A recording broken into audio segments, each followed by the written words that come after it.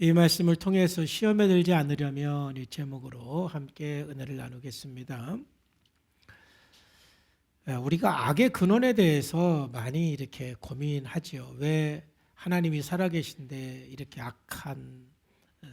세상이 이렇게 악하게 되었는가? 하나님이 살아계시면 왜 세상에 이렇게 고통이 있는가? 이러한 질문들을 우리는 많이 하게 되는데 성경에서는 분명히 이렇게 우리들에게 말씀하고 있어요. 세상이 파괴가 되고 고통스러워진 것은 사탄의 유혹과 인간의 선택에 있는 겁니다. 결코 하나님이 주신 것이 아닙니다. 우리가 살아가는 이 세상은 살아계신 하나님이 역사하는 공간인 동시에 아직은 사단이 활동하는 이 세상입니다. 예수님의 재림을 통해서 심판이 이루어질 때까지 사단의 역사는 있고, 이러한 사단의 유혹에 대해서 인간이 유혹되어서 넘어지고 그 사단이 말한 것을 선택을 할 때 이 세상은 더 파괴가 될 것이고 더 큰 고통은 오게 될 거예요. 그러면 이 사탄은 우리 사람들을 어떻게 유혹을 하는가? 지지난주 말씀을 드린 것은, 첫째는 하나님의 말씀과 성품에 대해서 의심하게 합니다. 우리는 하나님의 성품에 대한 의심, 또 하나님의 말씀에 대한 의심을 버려야 돼요. 마귀는 꼭 질문을 해도 먹지 말라 하시더냐. 부정적으로 질문을 함으로써 하나님의 성품과 하나님의 말씀에 의심하게 만듭니다. 자, 두 번째로 사단이 지금도 우리들에게 유혹하는 방법은 우리의 관점을 왜곡시킵니다. 첫째는 하나님이 주신 축복에 대해서 축소시키게 합니다. 우리가 먹을 수 있으나, 그렇잖아요. 하나님은 다 먹으라고 그랬는데 먹을 수 있으나.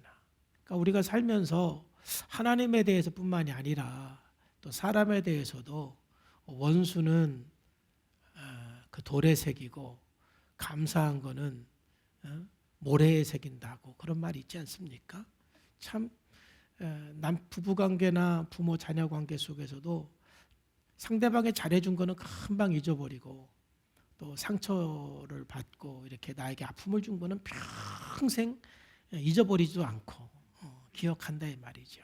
그래서 문제가 되는 거예요. 오히려 감사한 것만 기억을 하고 상처를 준 거는 금방 잊어버린다면 얼마나 좋겠어요.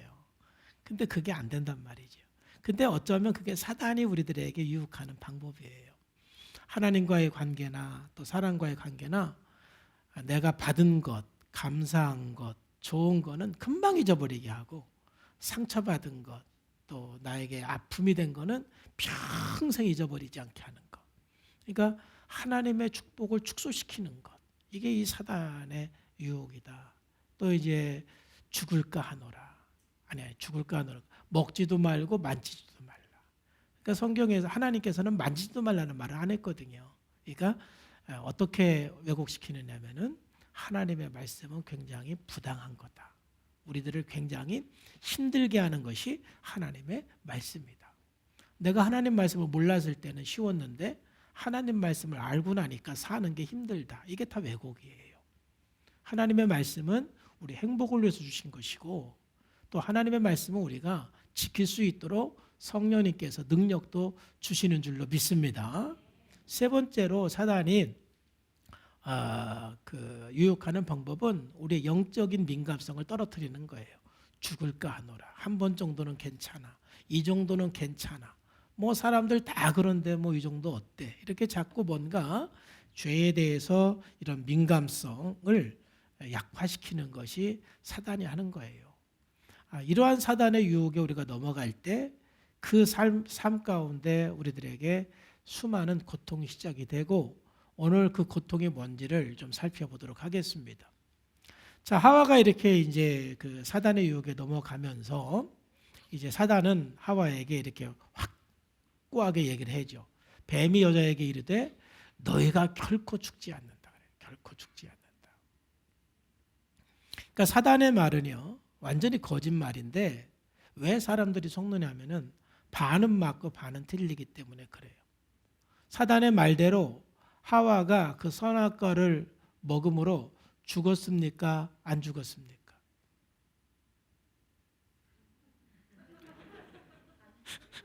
안 죽었어요? 930년 살고 죽었습니다.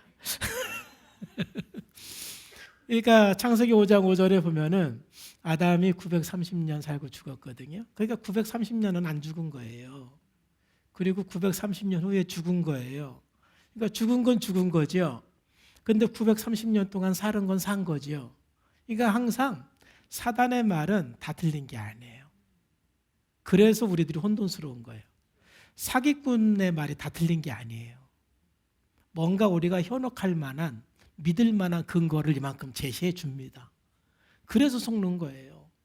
여러분, 이단이 무슨 뜻이에요? 이단. 이단이라는 것은 다를 리의 끝단이에요. 다시 말해서 마지막에 가서 틀린 거예요. 그러니까 이단도 처음에 우리를 유혹을 할 때는요, 다 맞는 말을 해요. 근데 마지막에 가면 틀린 말을 한다 이 말이죠. 그러니까는 뭐 사기꾼이든 이단이든 사탄이든 다 공통점은 있는데 뭔가 맞는 말 같은데 아닌 거예요. 그러니까 결코 죽지 않는다 이 말이 여러분 거짓말입니다. 그런데 하와와 그 아담이 선악과를 먹는 즉시 바로 그 즉시 죽는 건 아니었어요. 930년 동안 살고 죽었어요. 물론 여기 하나님께서 죽는다라고 말씀하신 것은 또 영적인 죽음을 말씀하시는 거기 때문에 영적으로는 바로 죽었죠. 죽음이라는 그 뜻이 분리되는 거잖아요. 그래서 하나님과 내가 분리가 되면 영적으로 죽은 건데 아담과 하와는 죄를 지자마자 하나님과는 완전히 분리가 되어서 영적으로는 죽은 상태가 됐습니다마는 육체적으로는 930년을 살았다. 그러니까 사단의 말이 다 틀린 건 아니고 육체적으로 930년간 사는 것은 맞는다 이 말이죠. 그렇지만 사단의 말은 결국 죽는 것이기 때문에 다 거짓말입니다. 그리고 5절 말씀에서도 너희가 그것을 먹는 날에는 너희 눈이 밝아져서 하나님과 같이 된다 그랬어요. 너희 눈이 밝아진다. 이 말도 사실은 다 거짓말입니다. 그런데 반은 또 맞는 게 있습니다. 오늘 이 내용을 좀 살펴보도록 하겠습니다. 이래서 이제 하와가 사단의 말을 듣고 선악을 알게 하는 나무 열매를 먹었어요. 사단의 말을 듣고 보니까 그 나무를 본즉 먹음직도 하고 보암직도 하고 지혜롭게 할 만큼 탐스럽기도 한 나무인지라. 여자가 그 열매를 따먹고 자기와 함께 있는 남편에게 주매 그도 먹었다 그랬어요. 자, 그러면 아담과 하와가 이 선악을 알게 하는 나무를 먹고 나서 어떻게 되었는가? 첫 번째는 눈이 밝아져서 자기 자신이 파괴가 됩니다. 결국 죄의 결과는 자기를 파괴하는 것이고 자기를 파괴하는 것은 뭐가 자기를 파괴하냐면은 눈이 밝아져서 여기서 눈이 밝아졌다라는 것은 지식을 말합니다. 결국 나를 파괴시키는 것은 나의 지식 이것이 나를 파괴하는 거예요. 나의 경험 이게 나를 파괴하는 거예요. 잘못된 지식이 나를 망하게 하고 잘못된 지식이 나를 파괴시킨다 이 말이죠. 다시 한번 오늘 이제 3절 말씀에 7절 말씀에 보면은 이에 그들의 눈이 밝아졌다 이거예요. 밝아졌다. 그러니까 눈이 밝아졌다라는 것은 지식을 말하는 거예요. 지식. 그러니까 우리들에게 그만큼 지식이 중요한 건데요. 우리는 하나님이 주시는 지식을 갖고 살아야 돼요. 여러분 하나님이 주는 지식이 바로 생명나무에서 먹는 열매인 것입니다. 그래서 이 잠언서 3장 18절에 보면은 지혜는 그 얻은 자에게 생명나무라 그랬죠.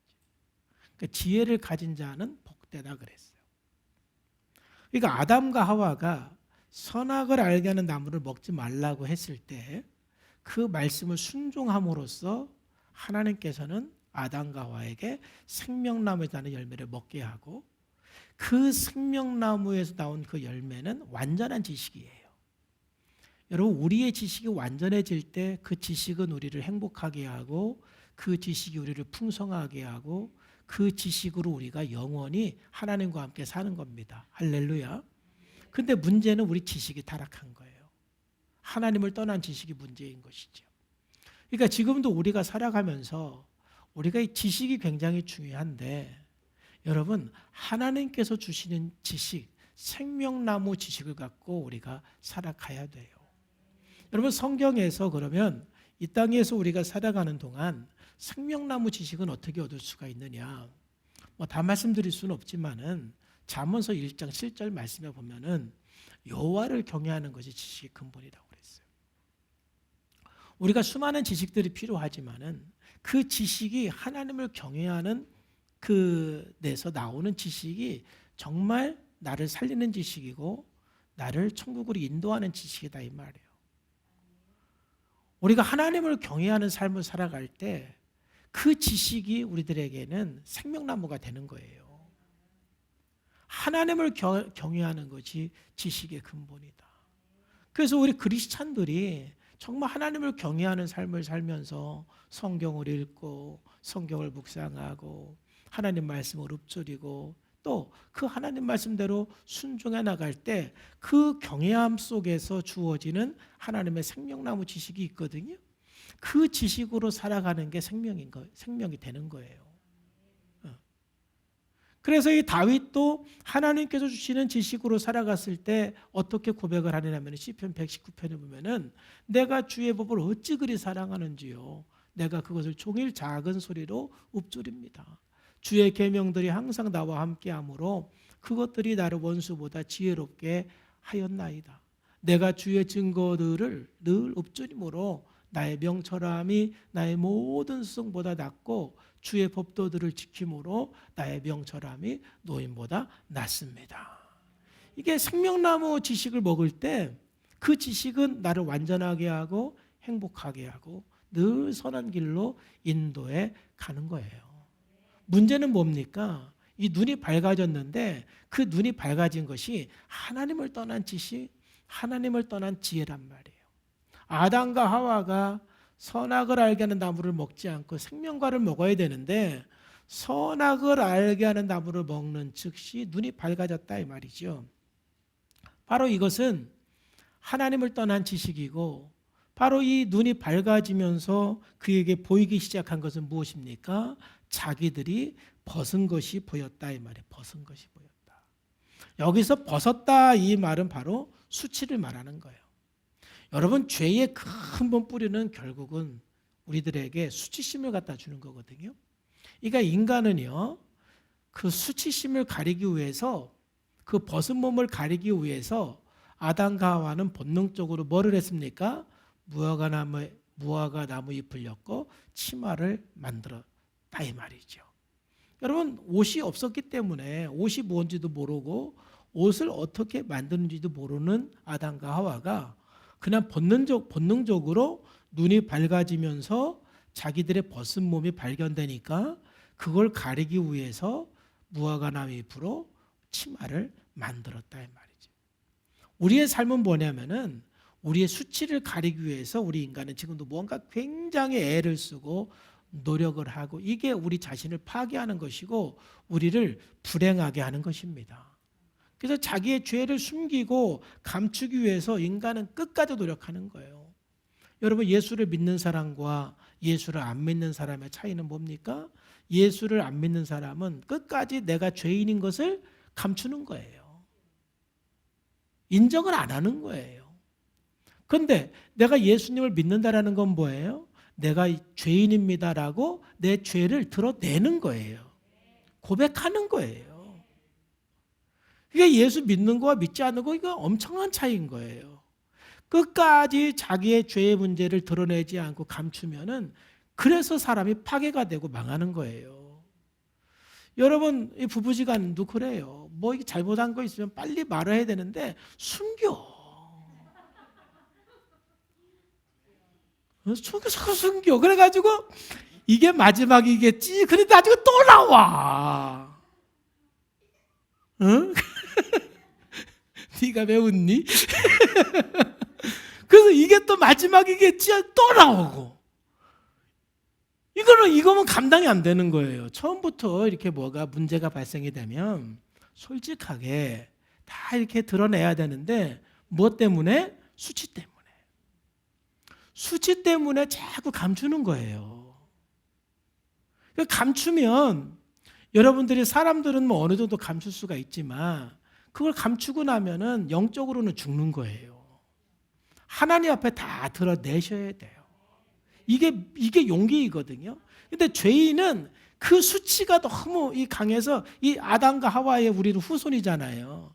계속 무화과 나무로 뭔가를 감추려고 지금도 뭔가 만들고 있는 거예요. 이렇게 만들고 저렇게 만들고. 그래서 사람들은 전부 다 가면을 쓰고 사는 거예요. 가면을 쓰고. 가면 쓰고 감추고 사는 거예요. 그러니 우리가 살기 위해서는 먼저 예수님 앞에 나와서 본인이 죄인인 것을 고백하고 인정하시기를 주님의 이름으로 축복합니다. 그리고 나서 또 교회 나왔으면은 각 목장별로 감추지 말고 다 오픈하셔야 됩니다. 할렐루야. 목장에 와가지고 오픈 안 하고 다 감추기 시작하면은요, 그게 자기의 수치 때문에 감추지만은 자기 영혼을 파괴하는 거예요. 그게요. 드러나는 것을 무서워하지 말아야 돼요. 우리의 병이 드러나야 치료가 될 수 있는 것처럼 내가 죄인인 것을 인정하고 드러나야만 회복이 되고 온전해지게 되는 것이고 우리가 생명나무 열매를 먹을 수가 있는 거예요. 선악을 알게 하는 나무의 열매는 끊임없이 우리를 숨기는 거예요. 감추는 거예요. 왜? 선악을 알게 하는 나무 열매, 이 하나님을 떠나는 지식은 끊임없이 자기의 벌거벗음이 보이고 자기의 수치가 보여서 그걸 가리는 것입니다. 그러니까 정직하지를 못한 겁니다. 자기의 있는 모습 그대로를 누구에게 보여주지를 못하는 것입니다. 그래서 부부관계는 건강하다는 것이 뭐냐면은 우리 지난번에 말씀드린 것처럼 벗었으나 부끄러워하지 아니하더라. 이게 온전한 관계가 되는 거예요. 우리가 서로 벗었으나 부끄러워하지 않는 관계, 수치가 없는 거예요. 있는 그대로 다 드러내고 고백하고 말함으로써 우리가 온전함을 향해서 나가는 것입니다. 죄는 왜 우리들에게 위험하느냐 하면은 수치심을 드러나게 해서 끊임없이 그걸 감추기 때문에 그런 것입니다. 감추면 여러분 파괴가 되는 것입니다. 그것 때문에 죽는 것입니다. 그러므로 우리가 나를 파괴하는 것은 나를 감추는 거예요. 가리는 거예요. 예수님, 적어도 첫 번째 예수 그리스도 앞에는 여러분 있는 모습 그대로 다 고백하시기를 주님의 이름으로 축복합니다. 그래서 합니다. 그리고 두 번째, 적어도 여러분들이 교회 안에서 목장 안에서는 여러분 감추지 말고 드러내고 같이 기도해야 우리가 함께 사는 거예요.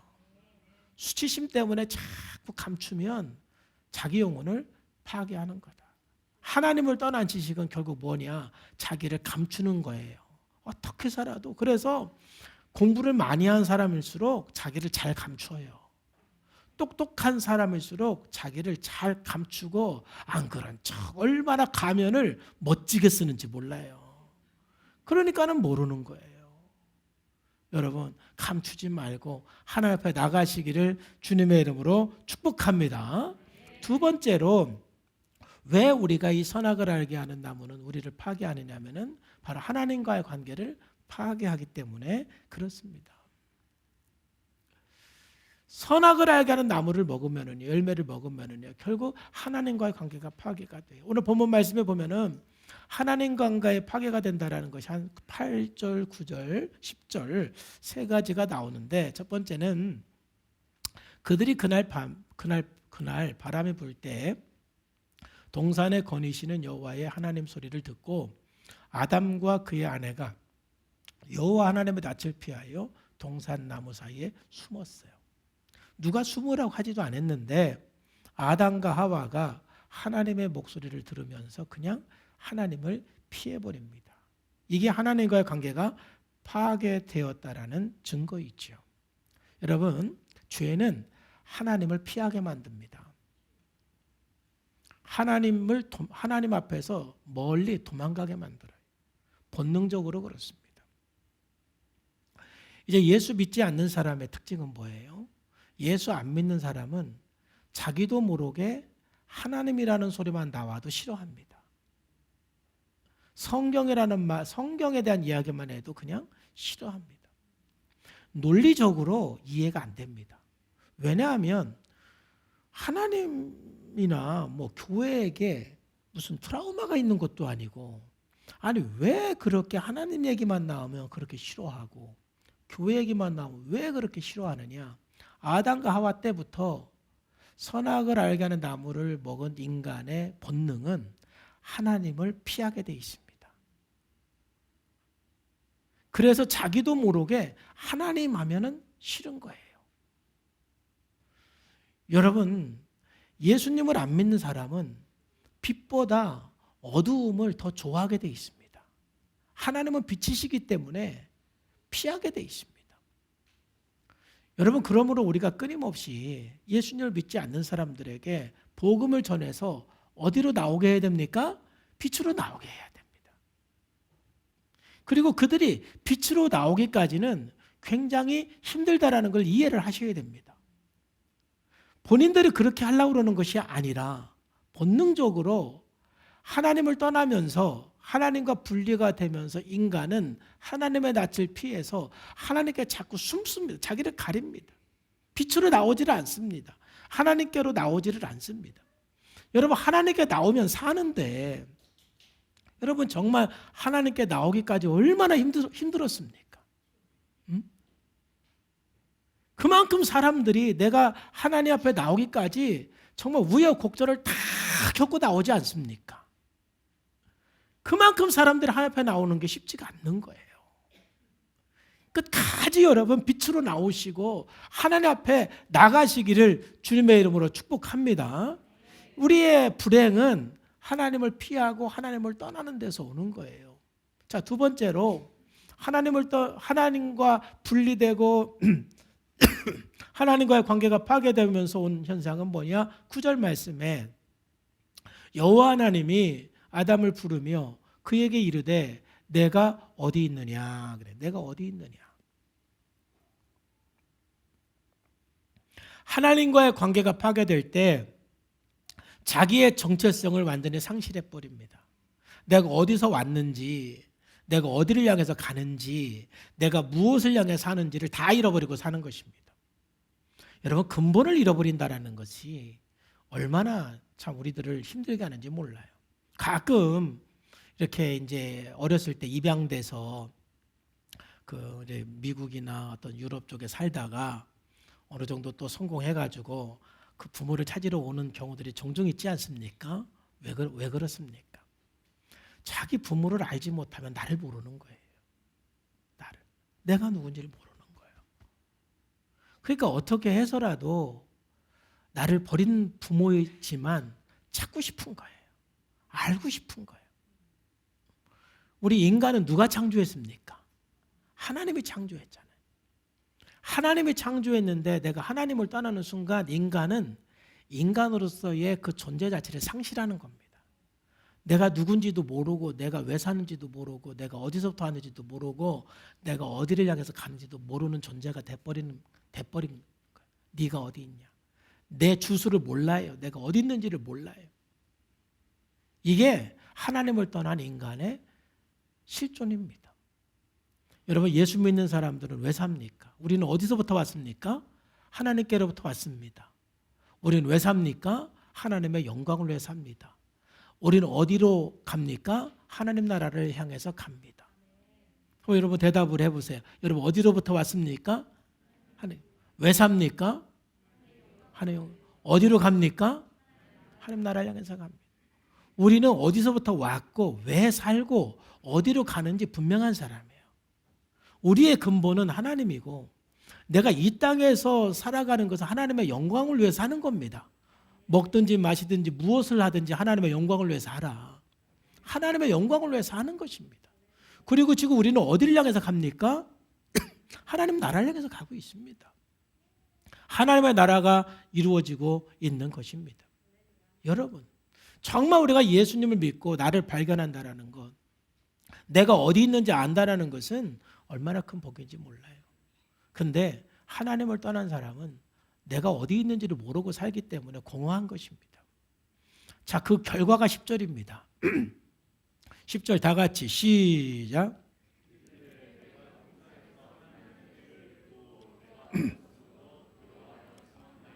아멘. 결국 하나님을 숨고 내가 누구인지를 상실하면서 온 인간의 감정은 뭐냐? 두려움입니다. 두려움. 결국 이 하나님을 떠난 사람에게 있어서 가장 큰 심리적인 문제는 수치심과 두려움이거든요. 이 두려움이 우리 삶을 파괴하는 겁니다. 두려움이 우리의 삶을 참 힘들게 만든 겁니다. 그래서 심리학에서 모든 주제는 두려움을 어떻게 극복하느냐입니다. 또 실존주의 철학자들도 결국 주제는 뭐냐? 인간이 두려움의 문제를 어떻게 극복할 수 있느냐의 문제입니다. 결국 두려움의 문제를 극복하지 못하면 거기에서 모든 정신병이 온다는 것입니다. 결국 인간의 모든 심리적인 문제는 두려움에서 오는 거예요. 결국 그 두려움의 끝은 뭐냐면 죽음에 대한 두려움이에요. 결국 우리들이 수많은 두려움을 가져요. 뭐 질병에 대한 두려움, 또 우리 장래에 대한 두려움, 자녀들의 문제에 대한 두려움, 수많은 두려움인데 결국 그 두려움의 끝은 죽음에 대한 공포예요. 예를 들어서 여러분들이 아무리 아파도 의사가 그 죽을 병 아니에요. 그러면은 두려워요, 안 두려워요? 두려움이 싹 떠나잖아요. 죽을 병 아니다 이 말에. 그 죽을 병 아니에요. 결국 우리가 돈 걱정을 하든 건강 걱정을 하든 마지막은 죽음에 대한 두려움이거든요. 우리가 예수 그리스도 안에서 두려움 없이 살기를 주님의 이름으로 축복합니다. 우리가 이 코로나19에 대해서 조심은 해야 되지만 코로나19에 대해서 두려워하지 않기를 주님의 이름으로 축복합니다. 죽으면 천국 간다 이런 믿음을 갖고 사는 거지 뭐가 그렇게 두렵습니까? 두려움 그 자체가 저주이고요. 성경에서 두려움은 하나님이 주는 게 아니다 이거예요. 어떤 상황 속에서든 우리는 두려움이 아니라 평강이 있어야 됩니다. 그런데 하나님을 떠난 인간, 하나님과의 관계가 파괴된 사람의 특징은 뭐냐면은 두려움이에요. 두려움 속에 사는 거예요. 그러면 우리가 예수님을 믿었는데도 두려움을 갖고 살면 어떻게 되는 거예요? 그럼 예수님을 믿는데 믿음이 없는 거예요.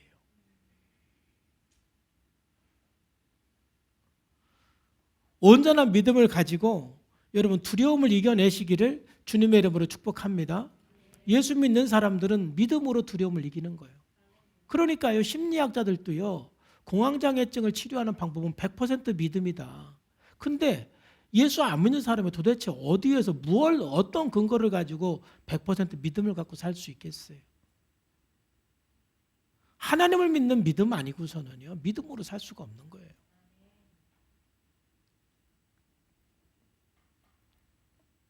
우리는 믿음으로 두려움을 이겨야 되는데요. 예수 안 믿는 사람들은 믿음으로 두려움을 이길 수 없기 때문에 어떻게 두려움을 이기려고 그러는 줄 아십니까? 물귀신 작전으로 두려움을 이기려고 하려고 그래요. 물귀신 작전으로. 다 읽을 수는 없고 32절만 읽을게요. 그들이 이 같은 일을 행하는 자는 사형에 해당한다고 하나님께서 정하심을 알고도 자기들만 행할 뿐만 아니라 또한 그런 일을 행하는 자들을 어떻게 한다고요? 나 혼자 죄지면 두려워요, 안 두려워요? 두렵죠. 그러니까 다른 사람도 죄를 짓는 것을 옳다라고 인정해 주는 거예요. 그러니까 이 세상에서는 두려움을 이기는 방법은 수많은 법이나 뭘 통해서 그 죄가 아니다, 이거 죄가 아니야, 죄가 아니야, 죄가 아니야 해서 두려움을 이기는 거예요. 세상 사람들은. 그렇다고 해서 여러분 두려움이 사라집니까? 여러분 온전한 두려움은 하나님과의 관계가 회복되는 데서 해결이 될 줄로 믿습니다. 온전한 믿음으로 우리 두려움을 이기셔야 돼요. 혹시 지금도 우리가 살아가면서 여러분 안에 두려움이 자꾸 찾아오면 예수님의 이름으로 두려움을 물리치고 믿음을 갖기를 주님의 이름으로 축복합니다. 세 번째로는 아담과 하와가 선악과를 먹음으로써 이웃과의 관계가 완전히 파괴가 되기 시작합니다. 이웃과의 관계의 파괴의 핵심은 뭐겠습니까? 바로 그것은 책임 전가입니다. 책임 전가. 자, 이제 우리는 더 이상 책임을 전가하지 마셔야 돼요. 자기가 책임을 지셔야 돼요. 자기 인생에 대해서 자기가 책임을 지고, 자기 가정에 대해서 자기가 책임을 지고, 교회에 대해서 우리 각자가 책임을 지고, 이 나라에 대해서도 우리 각자가 책임의식을 가지고 우리가 기도를 해야 돼요.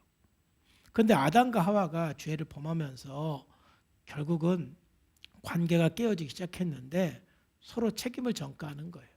이르시되 누가 너의 벗었음을 내게 알렸느냐?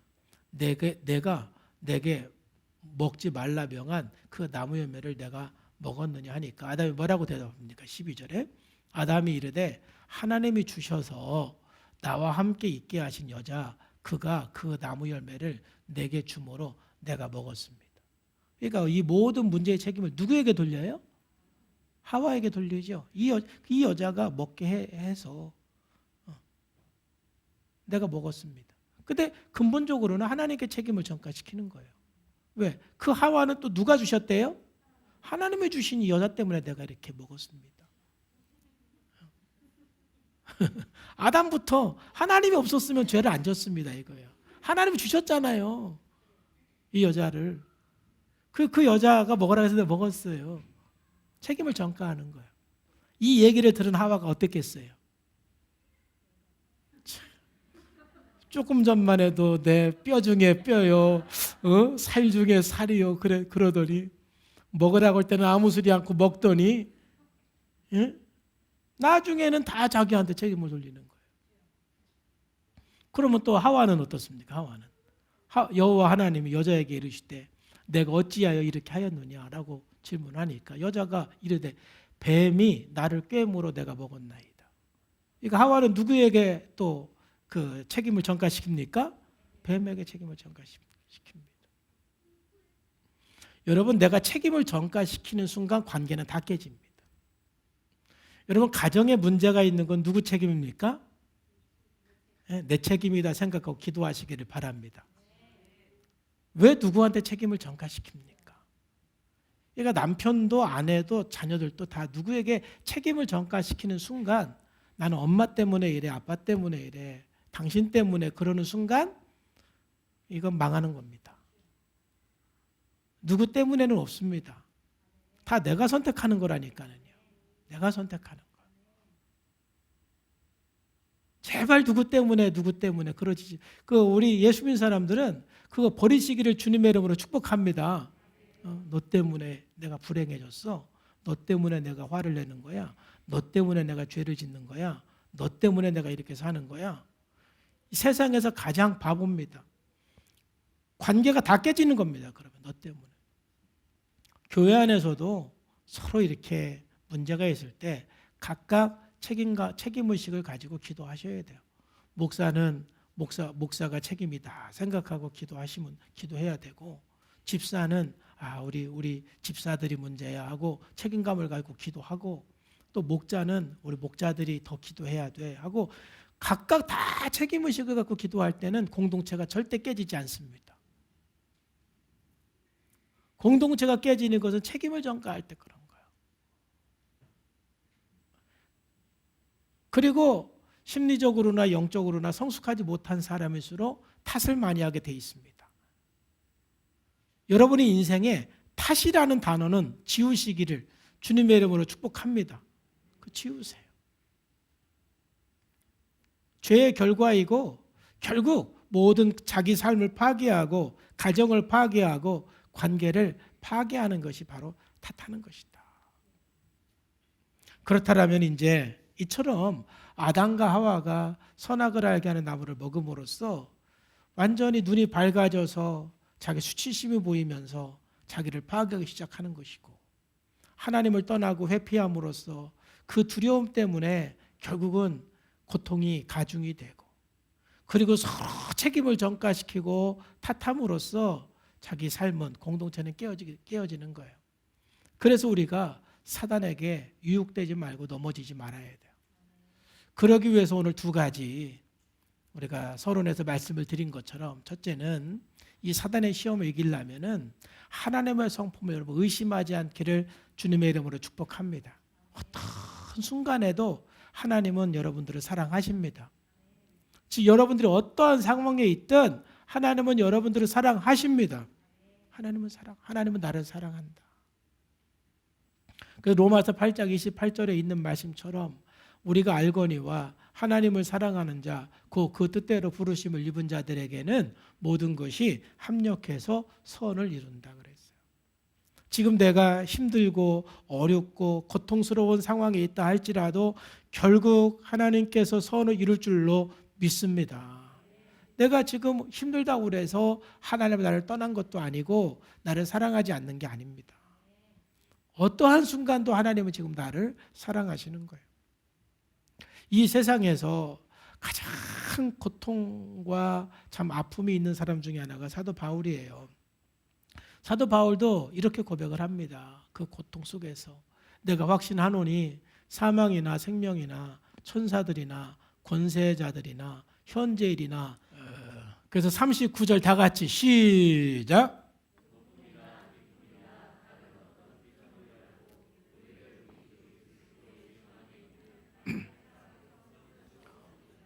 아멘. 그 어떤 상황 속에서도 하나님의 사랑에서 나를 끊을 수가 없다. 그러니까 하나님이 나를 사랑한다. 이것만큼은 여러분들이 추워도 의심하지 않기를 축복합니다. 왜냐하면 이걸 의심하는 순간 이제 사단의 여러 유혹에 넘어가기 시작하는 출발점이 되는 거야. 그러면서 이제 그 유혹에 넘어가서 인생 헤매기 시작하는 겁니다. 그러니까 어떠한 상황 속에서도 하나님은 나를 사랑한다. 이 하나님의 성품을 여러분 의심하지 말고 100%꽉 붙드시기를 주님의 이름으로 축복합니다. 자, 두 번째로는 이제 우리가 뭘 해야 돼요? 하나님 말씀을 의심하지 말아야 돼요. 말씀. 여러분 그 성경을 읽으면 이해가 안 되는 게 있죠. 그러니까 이해가 안 된다고 그래서 여러분 그걸 믿지 못할 거는 아니에요. 그러니까 우리가 이 종교 철학에서 중요한 개념이 믿음이 먼저냐 이해가 먼저냐. 그러니까 제가 신앙생활을 해보면 어떤 거는 제가 이해를 해서 믿어요. 그런데 어떤 거는 믿어서 이해를 해요.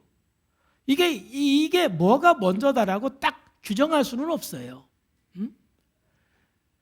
어떤 거는 이해가 돼서 믿고 어떤 거는 믿었는데 이해가 돼요.